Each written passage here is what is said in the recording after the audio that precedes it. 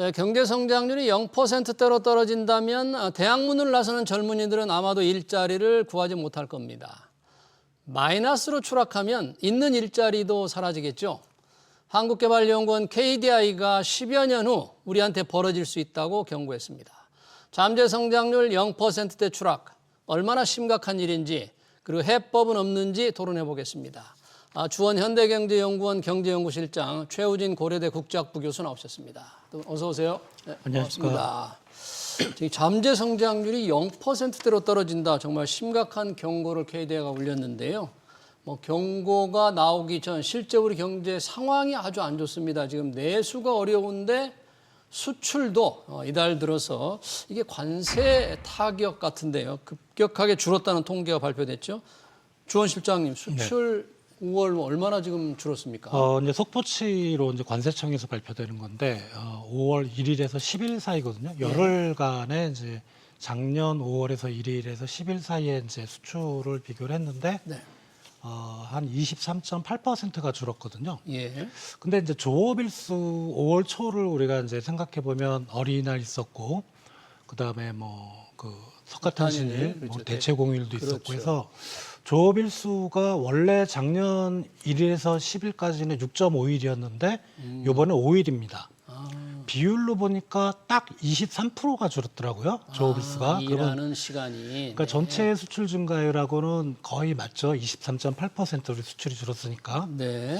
그래서 우리가 월 초에 한 10일 동안의 수출이 감소를 기록하다가도 월간 통으로 보면 이제 플러스로 도는 이제 그런 경우도 있긴 한데, 근데 같은 논리라면 예. 미국으로 하는 수출도 거의 비슷하게 줄어야 되는데. 그렇죠. 일하는 예. 시간 줄은 만큼 줄면 큰 특이 현상이다 아니라고 볼 수 있는데. 그렇죠. 근데 미국으로 가는 게 지금 한 30% 줄었고, 예. 4월 달에도 한 6.8% 정도 줄었거든요.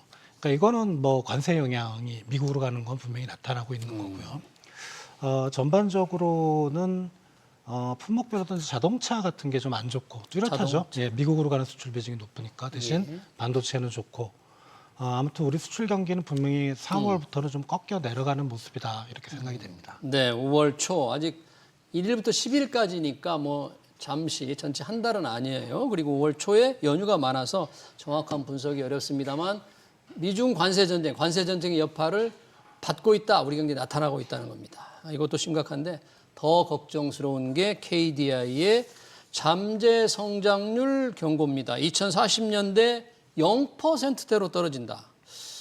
올해 잠재 성장률이 지금 1%대 후반이거든요. 이게 만약에 0%대로 KDI의 우려대로 떨어진다면 우선 시청자들을 위해서 우리가 만약에 잠재 성장률이 0%대다.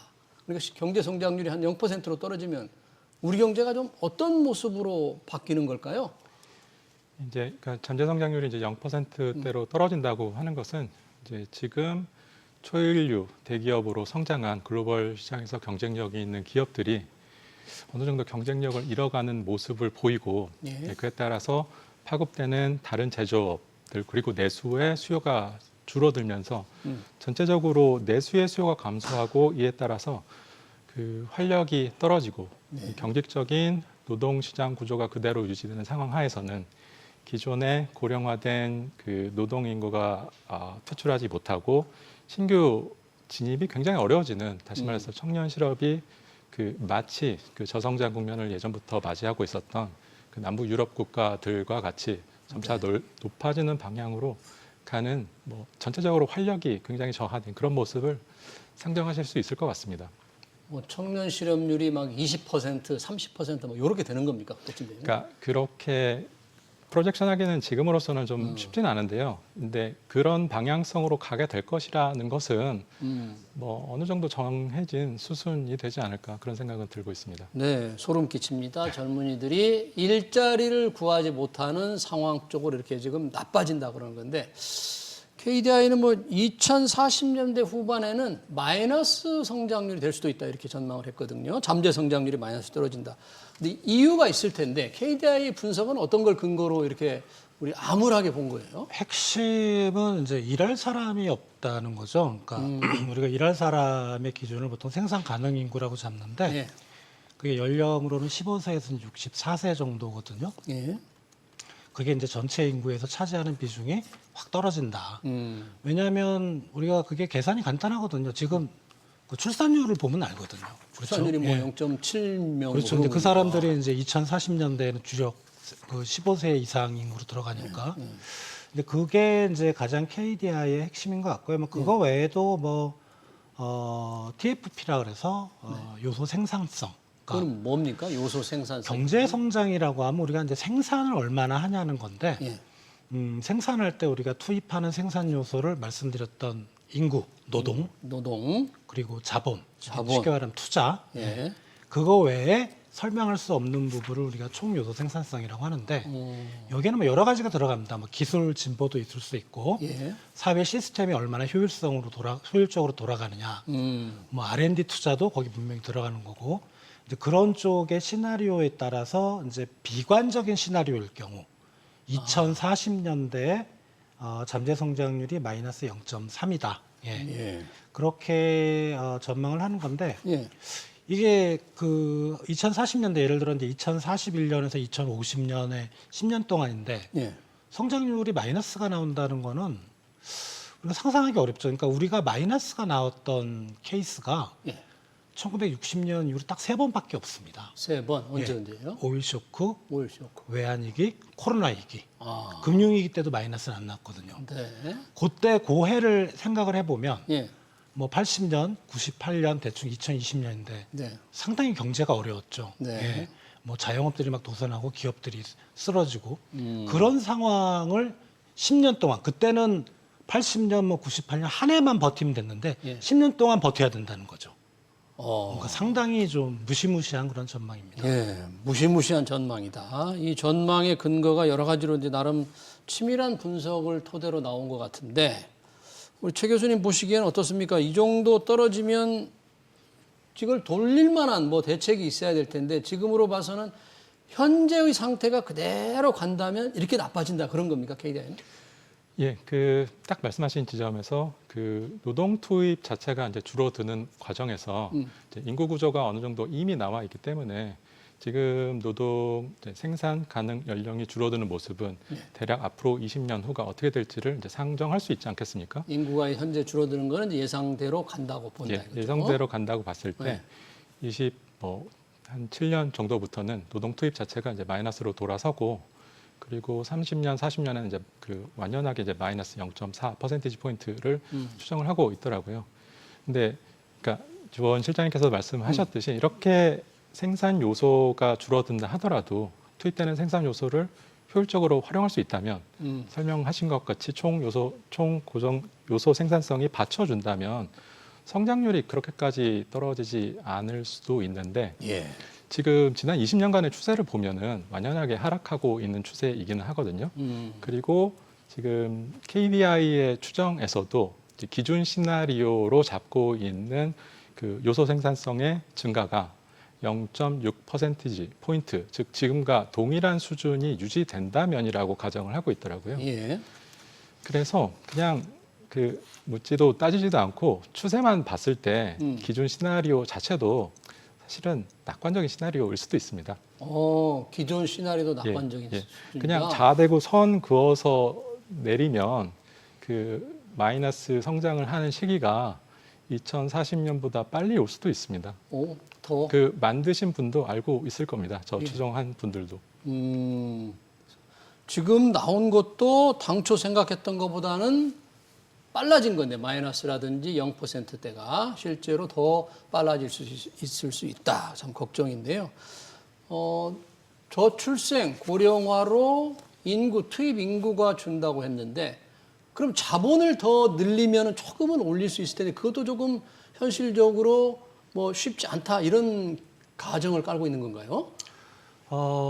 일단은 그 부분에 대해서는 이제 우리가 이제 KDI 잠재 성장률 추정도 그렇고 작년 연말에 한국은행도 이제 비슷한 잠재 성장률을 추정을 했는데 예. 둘 다 이제 공통적으로 얘기를 한 게 이제 물적 생산 요소, 노동과 자본이 물적이고 아까 총요소 생산성은 질적 생산 요소거든요. 예. 물적 생산 요소가 투입의 한계를 가질 수밖에 없기 때문에 떨어진다라고 얘기를 했어요. 네. 말씀하신 이제 자본 투자, 우리 투자를 생각해 보면 이런 가정을 한번 해보죠. 우리나라 이제 연간 GDP가 한 2,500조 원 정도 되나요, 대충? 예. 그러면 지금 이제 그 중에 25조 원을 매년 어떤 식으로든지 정부가 뭐 빚을 지든 뭐 세금을 걷든 투자를 한다면 예. 25조 원은 2,500조 원의 1%잖아요. 1%죠. 그러면 그냥 단순하게 계산하면 명목과 실질이 비슷해 간다고 생각했을 때 증가율이 1%포인트씩 계속 늘어날 수 있잖아요. 그죠? 네. 근데 25조 원을 투자를 하는데 설악산 꼭대기에다가 25조 원짜리 콘크리트 탑을 한번 투자를 한다고 생각을 해보시죠. 예. 네. 투자는 되는데 그걸 어디다 쓰겠습니까? 이게 무슨 투자를. 말씀이냐면 투자는 할 수 있어요. 네. 어떻게든. 근데 투자할 곳이 없다는 거죠. 투자할 곳이 없고 예. 투자 수익을 기대할 수 없기 그렇죠. 때문에. 그게 나중에 이제 어떤 경제 활동을 통해서 계속 부를 창출해내야 되는데 예. 우리나라 지금 한국 경제의 어떤 경제나 산업 구조가 그런 거예요. 더 이상 투자할 곳이 있고 그게 수익률만 있으면 우리나라 정부가 아니더라도 해외 자본이라도 투자가 들어오거든요.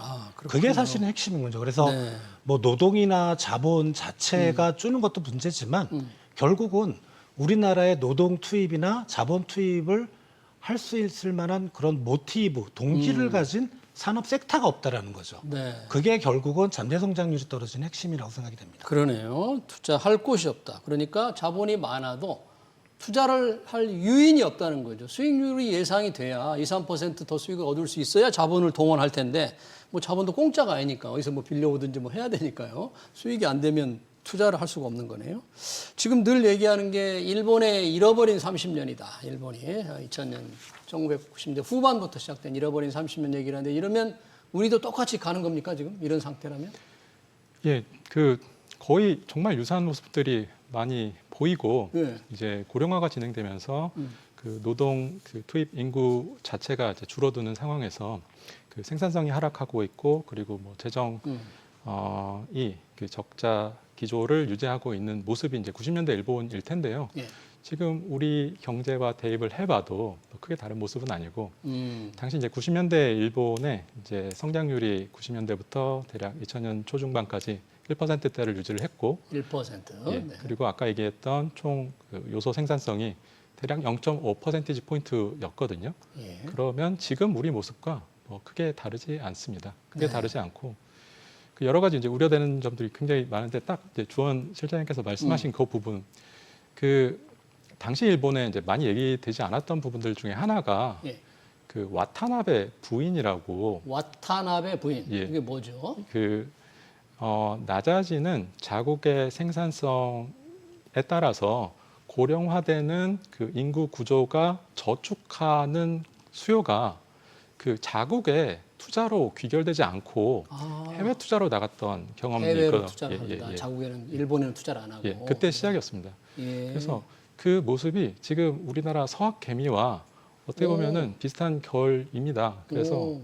그 당시에도 뭐 직장인들이 자조적으로 이제 그런 얘기 하지 않습니까? 내가 다니는 회사의 본업에서 굉장히 열심히 치열하게 혁신을 이루고 예. 뭐 성장을 이루어 가는 것보다는 해외 주식, 테슬라 주식을 통해서 돈을 버는 것이 훨씬 쉬운 길이 아니냐라는 것이 이 전체적으로 혁신 동력이 떨어진 모습이고 이것이 일본이 90년대 초중반에 그 적극적인 해외 투자로 나갔던 시기의 모습과 네. 굉장히 유사한 면이 있습니다. 네, 서학개미들의 아주 글로벌 시장 진출, 특히 미국 투자를 많이 하는 게 굉장히 그 진취적으로 보였는데 어떻게 보면 우리나라에 투자할 곳이 없으니까 미국으로 간다. 일본의 와타나베 부인을 연상시킨다는 지적인데 이 덩치가 경제가 커지면서 성장률이 보통 둔화된다고 하지 않습니까? 그래서 우리가 늘 미국을 얘기하는데 미국도 한때 잠재 성장률이 많이 떨어졌다면서요? 통계를 보니까 2008년에는 뭐 잠재 성장률이 2.1%까지 떨어졌는데 작년에는 다시 올랐다 그럽니다. 2.5%대로. 우리도 뭐 좀 오를 무슨 이제 대책은 뭘까를 좀 생각해 보게 하는 이런 질문일 것 같은데 미국은 어떻게 잠재 성장률을 이렇게 올렸을까요? 일단 물적 생산 요소 노동과 자본을 보면 미국 이제 이번 대통령 선거할 때 그 이슈가 뭐였냐면 이슈 중에 가장 큰 게 뭐였냐면 불법 이민 있죠. 그렇죠. 그게 이제 불법을 떼면 사실 바깥에서 노동력이 계속 들어온다는 겁니다. 그렇죠. 그러니까 그게 어떻게 보면은 잠재 성장률을 떨어지지 않게 방어를 하는 거고. 그리고 이제 두 번째 자본 투자를 보면 글로벌 자본이 다 미국으로 가죠. 미국으로 예. 자본. 왜냐하면 거기 기회가 많고. 예. 근데 두 가지 노동과 자본이 왜 미국으로만 갈까? 미국으로 가느냐. 그게 이제 총요소 생산성이라는 거죠. 총요소 생산성. 거기에 이제 핵심이 이제 기술이고요. 기술. 뭐 최근에 이제 어떻게 보면 멀리 보면 글로벌 금융위기 이후에 세계 경제의 주도권은 미국이 가졌고 거기서 모든 뭐 AI든 뭐 디지털 전화이든 그린 전화이든 그쪽에서 기술이 계속 개발이 되고 비즈니스 모델이 만들어지고 있잖아요. 네. 그리고 아까 말씀드렸던 것 똑같은 것처럼 그런 창의성 그리고 어떤 새로운 섹터, 신성장 동력 이런 게 미국에 집중이 되다 보니까 예. 노동과 자본이 다 미국으로 들어가게 되고 그러니까 결국은 미국의 잠재 성장률이 오히려 금융위기 때보다는 지금 높아지는. 이게 우리보다 지금 잠재 성장률이 높거든요, 미국이. 그러네요. 이게 말이 됩니까, 사실은? 예, 헤비급 권투 선수가 예. 이 경량급보다 더 빨리 뛸 수 있다는 거 보니까. 그래서 어떻게 보면 뭐 이게 뭐 단순한 얘기지만 최근 원화가 미국 달러에 대해서 약세를 보이는 게 예. 이게 오히려 맞는 얘기일 수도 있어요. 예. 그러니까 그런 어떤 미국 1,400원도 자체의 넘었습니다, 달러도. 어떤 성장 잠재력이 크게 올라갔다. 핵심은 기술이었다. 예, 이렇게 보입니다. 그러면 우리가 지금 잠재 성장률 KDI는 계속 이렇게 떨어질 것이다.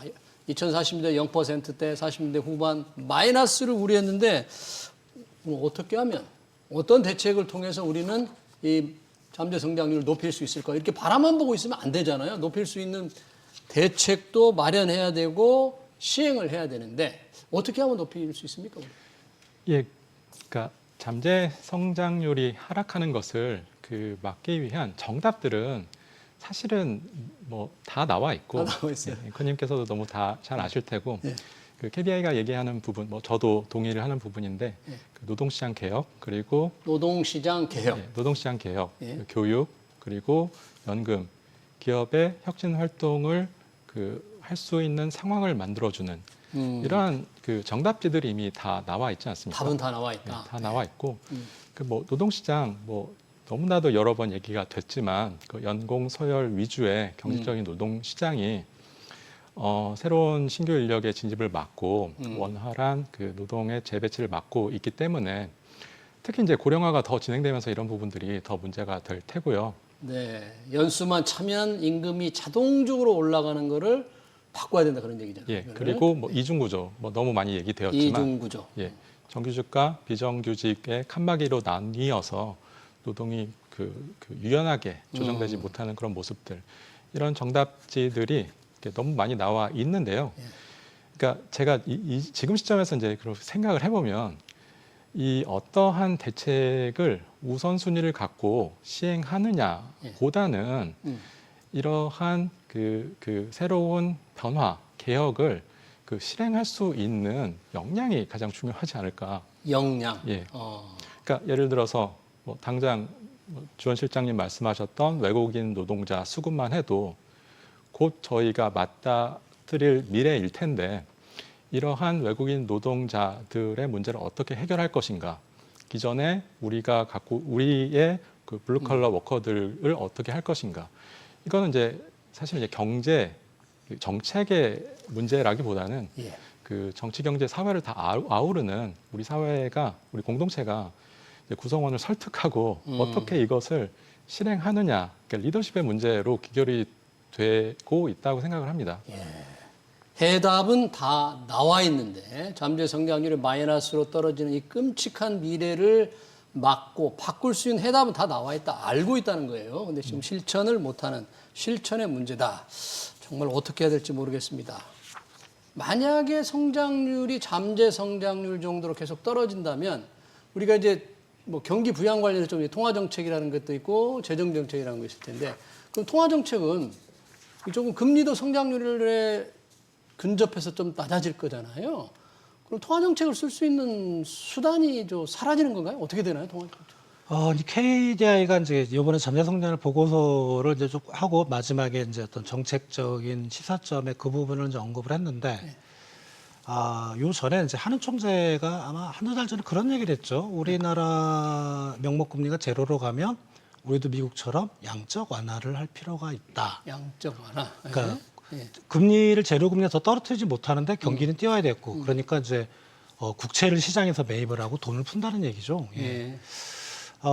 그게 저한테 물어보신 거에 답인 것 같고. 근데 KDI는 뭐라고 표현을 했냐면 네. 잠재 성장률을 쭉 분석을 하고 지금처럼 고금리를 유지하게 되면 경기가 나빠지고 그러면 기대 인플레이션이 확 떨어지고 성장이 침체되니까 지금처럼 금융 안정을 위해서 높은 금리를 유지하지 말아라 이런 제언을 했거든요. 높은 금리를 유지하지 마라. 금리를 더 낮춰라 그런 거예요. 그러니까 그래야만 이제 기대 인플레이션이 낮아지지 않도록 통화 정책 체계를 고민해야 된다 이렇게 생각을 하는데 그렇게 얘기를 하는데 이게 약간 좀 안 맞는 것 같아요. 분석은 중장기 분석을 해놓고 지금 얘기를 해놨거든요. 그러니까 뭐 지금 이런 말씀을 드리긴 그런데 최근 몇 달 동안 한은하고 KDI하고 서로 좀 사이가 안 좋았죠. 예. 서로 최근 경제 상황에 대한 대책을 놓고 조금 그렇죠. 입장이 다른. 한은은 KDI 재정 정책을 해라 그랬고 KDI는 한국은행 보고 먼저 금리를 내려라고 금리를 하는. 낮춰라. 그래서 이제 그런 게 좀 KDI 내부의 분위기가 중장기 보고서 뒤에 네. 시사점 쪽에 좀 들어와 있는 것 같고요. 말씀하셨다시피 성장률이 떨어지면 예. 수익률, 금리도 떨어지게 돼 있고 물가도 떨어지게 돼 있습니다. 그러면은 금리 변동폭이 상당히 작아질 거고 그리고 정말 경제가 뭐 마이너스 역성장 가게 되면 중앙은행이 가만 안 있겠죠. 금리를 제로 금리까지 우리도 떨어뜨릴 겁니다.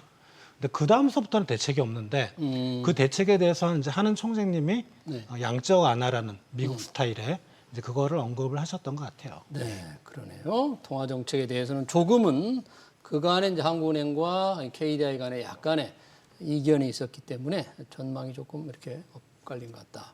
뭐 통화 정책만이 아니라 재정 정책 늘 이렇게 성장률이 계속 떨어지면 당연히 경제 성장률을 높여달라는 요구가 이제 나오잖아요. 이번에도 좀 추경 벌써 국회를 통과할 정도로 뭐 불과 3, 4개월 만에 막 추경 얘기가 나오고 그랬지 않습니까? 그런 상황에서라면 어떻습니까? 이 계속 추경이 연례 행사가 될 수도 있는데 이런 잠재 성장률 추락, 재정을 통한 경기 부양의 필요성 이 관계에서 어떻게 해석을 해야 될까요? 예, 그 말씀하신 이제 추가 경정 예산이 그 룰북에 따르면은 네. 어쩔 수 없이 부득이한 사유로 추가적으로 예산을 편성해야 되는 시기에 그 이제 예산을 편성하고 확장적 재정 정책을 운영하는 수단이지 않습니까? 그래서 이제 코로나 시기라던가 네. 뭐 지금이라던가 뭐 좀 긴박하게 그리고 빠르게 대응해야 될 때는 재정 수단을 뭐 효율적으로 확장적으로 사용하는 것이 맞는 방향성이라고는 생각이 되는데요. 효율적으로 하는 게 맞는데 네. 그러니까 사실은 그 재정 정책은 이 효율적이 너무나도 어려운 지점이고 마치 이제 학생들이 공부를 한다고 했을 때 나는 2시간 공부할 거야, 3시간 공부할 거야가의 의미보다는 얼마나 효율적으로 그 높은 학습 효율을 갖고서 공부하느냐가 문제이지 않습니까? 그런 맥락에서 봤을 때 지금 딱 말씀하신 그 이제 추경이 이제 계속 지나치게 자주 있는 것은 제가 이제 학생들한테 하는 비유인데요. 그러니까 내일 중요한 시험이 있을 때 뭐 새벽까지 공부하고 밤새는 것은 좋은데 이게 매번 밤샌다고 하면 나는 오늘 내일 시험이고 밤을 샐 거기 때문에 뭐 낮에 공부하지 않고 오히려 그 밤까지 기다리는 뭐 이런 류의 좀 부작용이 더 심하게 두드러지는 것은 아닌가라는 생각은 항상 하고 있습니다. 그래서 조금 네, 말씀하십시오. 네. 예, 조금 그리고 재정 여력도 지금 뭐 호의적인 상황은 아니거든요. 관리 재정 수지가 코로나 이후에 계속 적자이고 그 세수도 너무 안 거치는 상황이기 때문에 굉장히 공격적으로 그 뭐 지금 언론 같은 데서 나오는 숫자들 같은 경우에 좀 너무 과한 필요성을 인정함에도 불구하고 정부가 좀 지나친 거 감이 없지 않아 있나 이런 생각은 하고 있습니다. 네, 이제 추경이 필요할 수도 있지만 우리의 재정 여건을 감안해 보면 조금 과도하게 이 재정 지출하는 것은 조금 문제가 있지 않나 이런 지적이신데요. 혹시 우리 주한 실장님은 지금 이런 소위 재정 여건 또는 이 잠재 성장률이 떨어지는 이런 상황, 세금도 안 거칠 거니까 이런 상황에서 재정을 어떻게 신축적으로 운영하려면 뭔가 또 룸이 있어야 될 텐데 그 여유가 있는데 여유를 만들 수가 없잖아요. 여유를 만들려면 어떻게 해야죠? 아니 지금 여유는 있거든요. 왜냐하면 이제 재정이 나쁘면 국가 채무 비율이 올라가잖아요. 네. 한국이 50%거든요. 네. GDP에. GDP에 일본이 240%고요. 예. 미국이 120%. 물론 이제 우리보다 국민소득이 높기 때문에 확실히 좀 더 채무 비율은 높고 그리고 뭐 유럽이나 일본이나 미국 같은 경우는 이제 자국 통화가 어떻게 보면 하드 커런시이기 때문에 국채를 쉽게 발행할 수 있는데 기축 통화에 준한다. 예. 우리나라는 그러긴 좀 어렵죠. 근데 물론 그런 건 있지만 아직 여유는 있어요. 그렇죠. 여유는 있는데 그렇게 한번 논리를 잡아보면 예. 지금 정말 올해처럼 어려울 때는 재정을 풀고 풀면 경제가 좀 올라가잖아요. 그러면 이제 시차를 두고 세수가 거치잖아요. 거치면은 그 올해 풀었던 거를 좀 몇 년을 두고 상환을 하면 되는 거. 예. 그러니까 재정 건전성만 생각하면 우리 이제 개인의 입장에서는 가계 부채를 안 지고 아빠가 벌어온 소득으로만 뭔가 하려 그러면 애들 대학 못 보내죠. 대부분의 가게가. 예, 그런 겁니다. 네. 그러니까 미래의 가치와 현재의 가치를 적절하게 균형을 맞추되 올해같이 정말 어려울 때는 아빠가 갑자기 실직을 했어요. 그럼 빚을 져야죠. 빚을 져야죠. 저는 그렇다고 생각합니다. 네, 그렇군요. 마지막 질문을 드리겠습니다. 그러면 이 잠재 성장률 제로 0% 마이너스를 막을 방법이 있다고 아까 우리 최우준 교수님 누구나 우리가 다 안다. 그런데 실천을 못 한다 그러는데 이제 6.3 대선이 며칠 안 남았거든요. 민주당, 국민의힘 각자 후보를 내걸고 열심히 뛰고 있는데 양쪽에서 내거는 공약들 보니까 조금 기대를 할 수 있을까요? 우리 잠재 성장률을 올리는데 어떻게 보셨어요?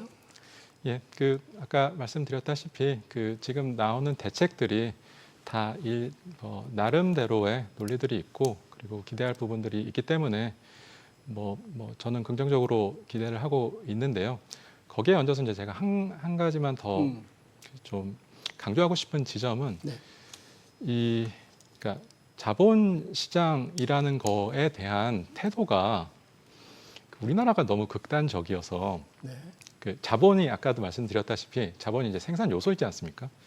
그러니까 생산 요소는 죄가 없는데 마치 자본주의면 내가 탐욕적으로 굴어도 되고 내 이익만을 쫓아도 되고 라던가 혹은 아예 불로소득은 인정하지 말아야 된다 라던가 이러한 선진화된 자본시장에 대한 담론이 그것에 대한 논의가 좀 상대적으로 부족하지 않나 이런 생각을 항상 하고 있거든요. 네. 그래서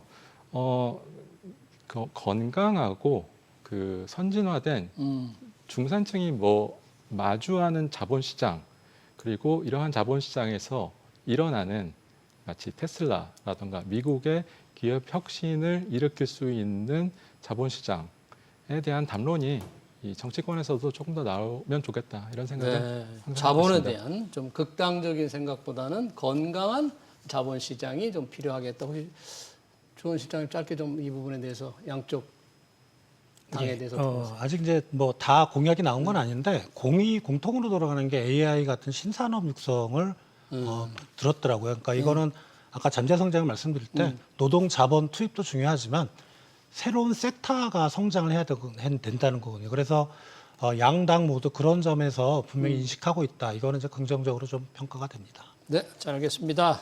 KDI가 분석한 잠재 성장률 0%대 관련 토론 여기서 마치겠습니다. 지금까지 주원 현대경제연구원 경제연구실장 최우진 고려대 국제학부 교수였습니다. 고맙습니다.